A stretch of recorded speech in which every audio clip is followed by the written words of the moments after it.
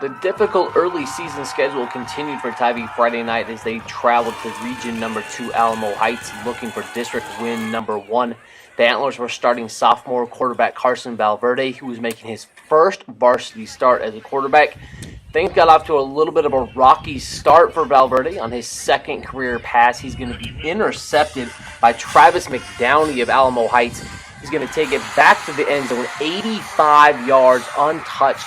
Heights went up 7-0. Looked like they were going to run away with things in the first quarter as they kept adding on. Daryl Reynolds punches it in here, and it is 14-0 still midway through the first quarter. Adding to their big lead, Alamo Heights runs it right up the middle again. Tucker Azier makes it 21-0 at the end of the first quarter. Valverde would get the Antlers offense going in the second quarter, however, trailing 27-0. He pulls off a slick fake that gets the Alamo Heights defense and myself 27-7 Alamo Heights. Right after that, the Mules go 3 and out, and this turned out to be a big play on fourth down. Valverde is unable to connect with Keithan Perez right before halftime. The score could have made it 27-14 at the break. Instead, when Valverde scores on this touchdown here to start the third quarter, it makes it 27-14.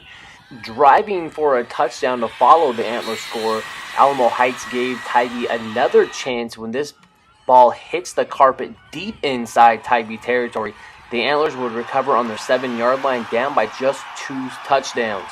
Unable to get anything going off the turnover, Tybee was forced to punt from deep in their own end zone. Confusion ensued.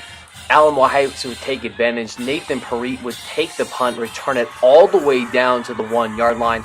That would set up Daryl Reynolds for the icing touchdown as Alamo Heights went on to take this one 48-14, dropping the Antlers to 0-2 in district play. The ball and doing some good things, and they jumped on a hitch, got us down, but we came back, fought back, made a game of it.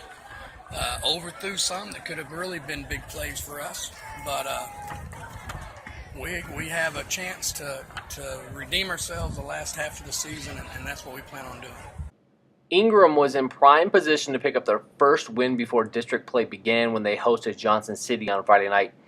But the second half, things came apart as Johnson City's defense clamped down on Ingram. They were shut out in the second half, falling 28-24.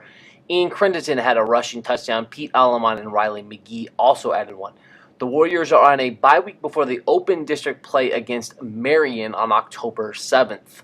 I thought our kids played extremely hard, but we just made way too many mistakes to beat a good team, and they're a good team.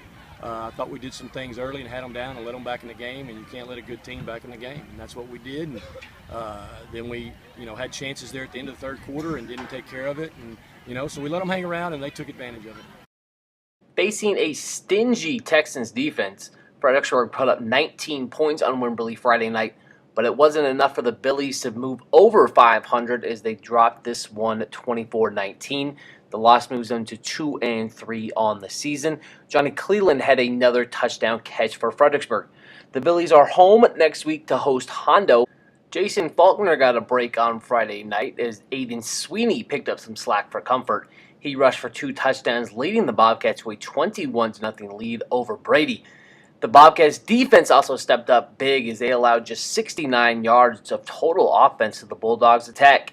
Comfort is off next week before they start district play at Rogers on October 2nd. Aaron Walters put up the stat line of the night. The senior Pirate quarterback accounted for 6 total touchdowns, 4 of them through the air, 2 of them on the ground. Jack Junker caught 3 of them as the Pirates had a strong second-half performance to a 46-23 win over Sabinal. The Pirates also blocked a punt and scored a safety on another punt. CP is home next week again as they take on a tough Bracketville Tiger squad. The Thursday night lights weren't kind to OLH as they hit the road to take on New Braunfels Christian. They dropped this one 54-6. Jack Groff had a TD pass to Hunter Taylor. The Hawks are back home next week to take on Bulverde Living Rock.